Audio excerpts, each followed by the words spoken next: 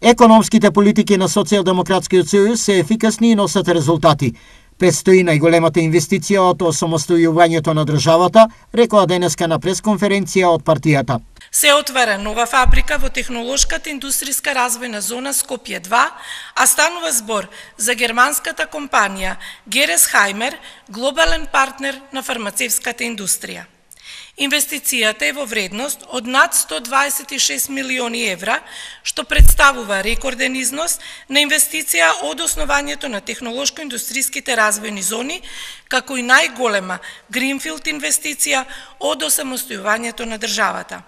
Од друга страна, лидерот на ВМРО-ДПМН Христијан Мицкоски ја замајува јавноста со разни ветувања и лоши прогнози.